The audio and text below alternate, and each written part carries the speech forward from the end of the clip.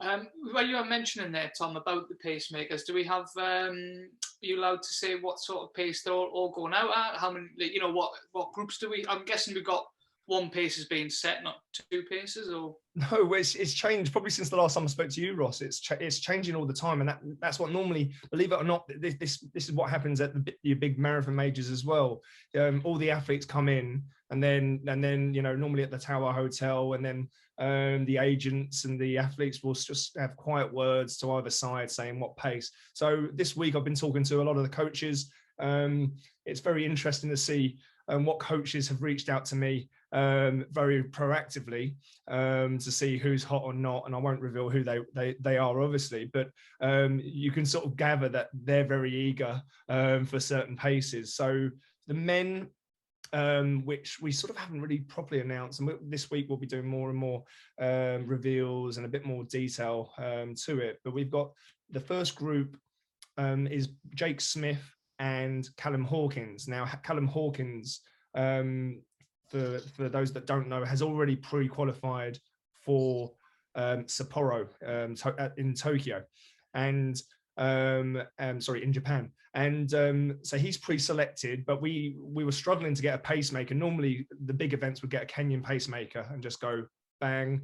In Teddington, where we're based, there's normally 3 Kenyans just sitting around in a house because there's a local management company that's where their European base is. So we weren't able to. So I say the best we could have got is literally the best that we've got in the country. So Callum Hawkins and Jake Smith, who ran, what was his ridiculous time that he did in the World Hearts? 60. You know, so and actually he pacemates at the in October, didn't he, for the London race as well, and was nice and smooth. Was a nice smooth and did a great job for them as well. So so they're going to go through 65 dead at the moment, and then we've got a subgroup. Are they coming? Are they dropping out halfway, Tom? Are they just going to halfway? So Jake will go to 25, and Callum's going to go to 28.89 kilometers, which essentially means he's dropping out of the finish to then have an interview with Tim Hutchins and Mara after he's done his pacing. That was very, very, very specific, and I was thinking, like, were you paying by the meter to pacemake? No, I wasn't trying to be cheap and not paying the you know, up to 30k, but if he pulled out at the 30k mark, which is where the Badgers which is where the Badger split mat is. He'd be on the other side of Kew Gardens, so he'd have to jog back, okay, and I can't afford to pay him over 30k, so it is sort of a taxi job, I guess, yeah. So we've got the so that's that group. Sorry? And then for the women's, yeah, well, so we've got a 65-45 for the second group in the men's, and then I think there's a 66-45, 67. Who's pacing the men's second group? Nick Gulab. Yeah. Okay. Who's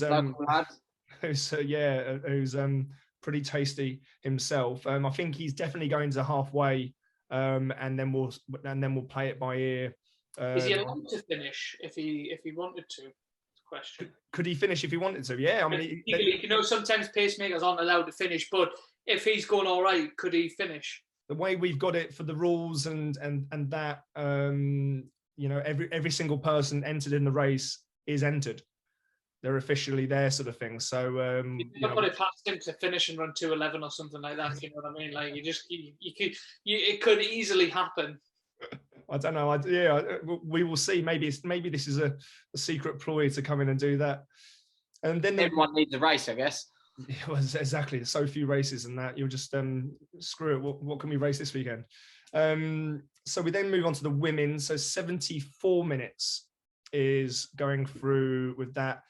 Kevin Quinn and Josh Grace will be doing that group. I don't know how far Kevin will go to, but Kevin also has the ability to go further than 30k. He's a good guy. You know for a fact he's going to pace him pretty much till the end. I bet you. Like he's a really nice guy, isn't he?